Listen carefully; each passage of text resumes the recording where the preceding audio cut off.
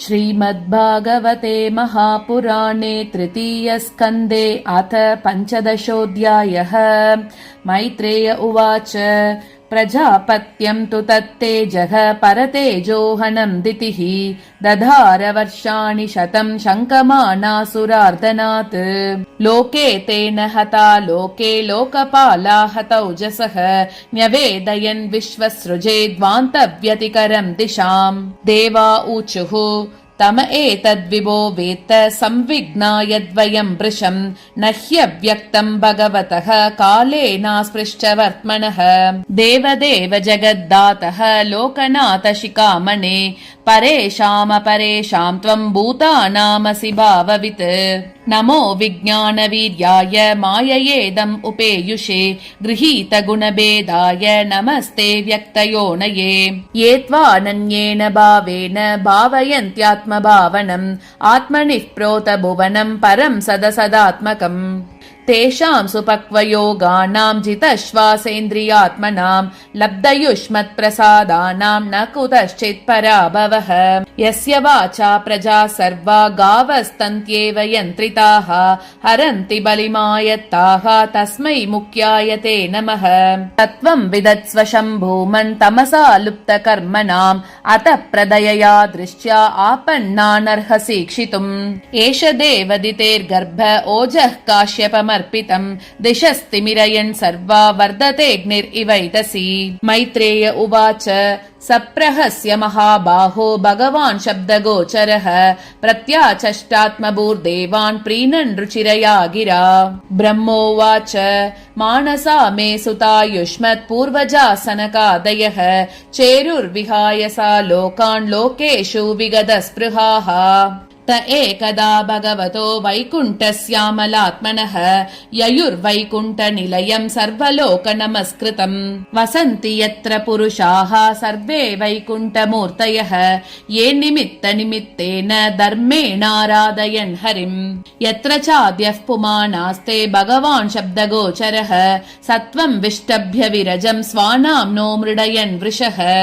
यत्र नैश्रेयसं नाम वनं कामदुगैर्द्रुमैः सर्वर्तु श्रीभिर्विभ्राजत् कैवल्यमिव मूर्तिमत्।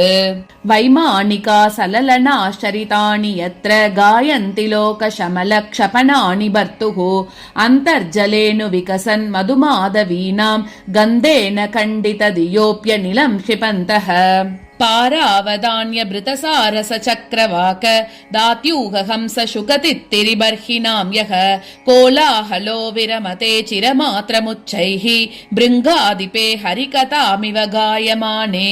मन्दारकुन्द कुरबोत्पल चम्पकार्न पुण्णागनाग बगुलाम्बुज पारिजाताः गन्धेर्चिते तुलसिकाभरणेन तस्या यस्मिन् तपस्सु मनसो बहुमानयन्ति। यत्सङ्कुलं हरिपदानतिमात्रदृश्चैः वैधूर्यमारकत हेममयैर्विमानैः येषां बृहत्कटितटा स्मितशोभिमुख्यः कृष्णात्मनां नरज आददुरुत्स्मयाद्यैः। श्रीरूपिणी क्वणयति चरणारविन्दं लीलाम्बुजेन हरिसद्मणिमुक्तदोषा संलक्ष्यते स्फटिककुढ्य उपेत हेम्नि सम्मार्जतीव यदनुग्रहेणन्ययत्नः। वापीषु विद्रुमतटा स्वमलामृताप्सु प्रेष्यान्वितानि जवने तुलसीभिरीशम् अभ्यर्चति स्वलकमुन्न समीक्ष्य वक्त्र मुच्चेषितं भगवतेत्यमदाङ्गयच्छ्रीः। यन्न व्रजन्त्यगभिदो रचनानुवादात् शृण्वन्ति येऽन्य विषया कुकदामतिग्नीः यास्तु श्रुता हतभगैर्नृभिरात्तसाराः तांस्तान् क्षिपन्त्य सरणेषु तमस्सु हन्त। येऽभ्यर्थितामपि च नो नृगतिं प्रपन्ना ज्ञानं च तत्त्वविषयं सहधर्म यत्र नाराधनं भगवतो वितरन्त्यमुष्य सम्मोहिता विततया बतमायया ते। यच्च व्रजन्त्यनिमिषां वृषभानुवृत्त्या दूरे यमाह्युपरिणः स्पृहणीयशीलाः भर्तुर्मितः सुयशः कथनानुराग वैक्लव्यबाष्पकलया पुलकीकृताङ्गाः। तद्विश्वगुर्वति कृतं भुवनैकवन्द्यं दिव्यं विचित्र विबुधाग्र्य विमानशोचिः आपुः परामुदमपूर्वमुपेत्य योग मायाबलेन मुनयस्तदतो विकुण्ठम् तस्मिन्नतीत्य मुनयः षडसज्जमानाः कक्षा समानवयसावत सप्तमायां देवावचक्षत गृहीत गदौपरार्घ्य केयूरकुण्डल किरीट विटङ्कवेशौ मत्तद्विरेप वनमालिकया निवीतौ विन्यस्तयासित चतुष्टय बाहुमध्ये वक्त्रं ब्रुवा कुटिलया स्फुटनिर्गमाभ्यां रक्ते क्षणेन च मनाग्रबसं ददानौ द्वार्ये तयोर्निविविशुर्मिषतोरपृष्ट्वा पूर्वायता पुरटवज्रकपाटिकायाः सर्वत्र ते विषमया मुनयस्वदृष्ट्या ये सञ्चरन्त्य विहता विगदाभिशङ्काः तान् वीक्ष्य वातरशनांश्चतुरः कुमारान् वृद्धान् दशार्धवयसो विदितात्मतत्त्वान् वेत्रेण चास्कलयतामददर्हणांस्तौ तेजो विहस्य भगवत् प्रतिकूलशीलौ ताभ्यां मिषत्स्व निमिषेषु निषिध्यमानाः स्वर्हत्तमाह्यपि हरेः प्रतिहारपाभ्याम् ऊचु सुहृत्तम् अधिदृक्षितभङ्ग ईशत् कामानुजेन सहसात उपप्लुताक्षाः मुनय ऊचुः को वामिहैत्य भगवत् परिचर्ययोच्चैः तद्धर्मिणां निवसतां विषमस्वभावः तस्मिन् प्रशान्त पुरुषे गत विग्रहे वां गोवात्मवत्कुहकयोः परिशङ्कनीयः न ह्यन्तरं भगवतीह समस्तकुक्षौ आत्मानमात्मनि नभो नभसीव धीराः पश्यन्ति यत्र युवयोः सुरलिङ्गिनो किं व्युत्पादितं ह्युदरभेदि भयं यतोऽस्य तत्त्वाममुष्य परमस्य विकुण्ठभर्तुः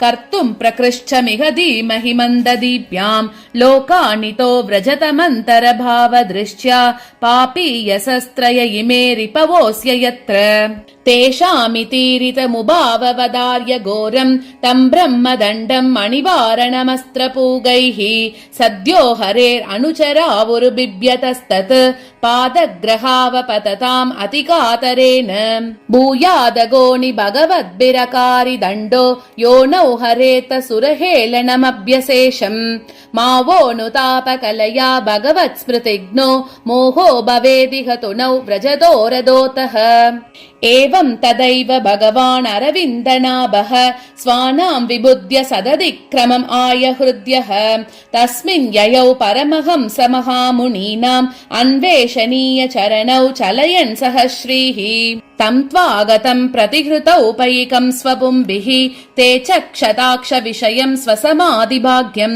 हंसश्रियोर्व्यजनयो शिववायुलोल चुप्रादपत्र शशिकेशर शीकराम्बुम् कृत्स्नप्रसाद सुमुखं स्पृहणीय दाम स्नेहावलोककलया हृदि संस्पृशन्तं श्यामे पृतावुरसि शोभितया श्रिया स्व चूडामणिं सुभगयन्तम् इवात्मधिष्ण्यम् पीतांशुके पृतुनिदम्बिनि विस्फुरन्त्या काञ्चालिभिर्विरुतया वनमालया च वल्गुप्रकोष्ठवलयं विनता सुतांसे विन्यस्तहस्तमितरेण दुनानमब्जम् विद्युत्क्षिपन् मकरकुण्डलमण्डनार्ह गण्डस्थलोन्नसमुखं मणिमत्किरीटं दोर्दण्डषण्ड विवरे हरतापराध्य हारेण कन्दरगतेन च कौस्तुभेन अत्रोपसृष्टमिति चोत्स्मितमिन्दिरायाः स्वानां दिया विरचितं बहुसौष्ठवाड्यं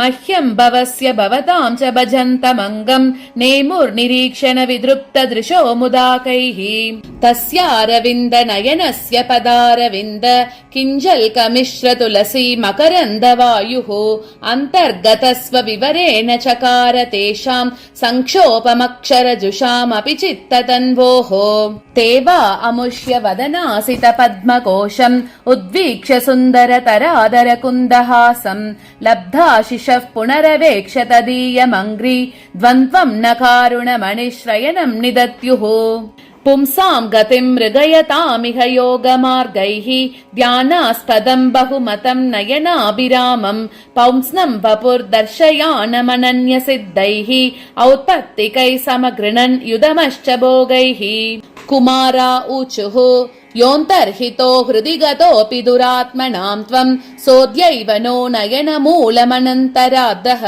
यर्ह्येव कर्णविवरेण गुहां गतो नः पित्रानुवर्णितरः भवदुद्भवेन तं त्वां विदाम भगवन् परमात्मतत्त्वं सत्त्वेन सम्प्रतिरतिं रचयन्तमेषां यत्तेऽनुतापविदितैर्दृढभक्तियोगैः उद्ग्रन्थयो हृदि विदुर्मुनयो विरागाः नात्यन्तिकं विगणयन्त्यपि ते प्रसादं किन्त्वन्त्यदर्पितभयं ब्रुव उन्नयैस्ते येङ्गत्वदङ्घ्रिशरणा भवतः कथायाः कीर्तन्यतीर्थयशसः कुशलारसज्ञाः कामं भवस्व वृजिनैर्निरयेषु नस्था च चेतोऽलिवध्यति नुते पदयोरमेत वाचश्च नस्तुलसि वद्यति तेऽङ्घ्रिशोभाः पूर्येत ते गुणगणैर्यतिकर्णरन्ध्रः प्रादुश्च कर्तयदिदं पुरुहूतरूपं तेनेश निर्वृतिमवापुरलं दृशो नः तस्मायिदं भगवते नम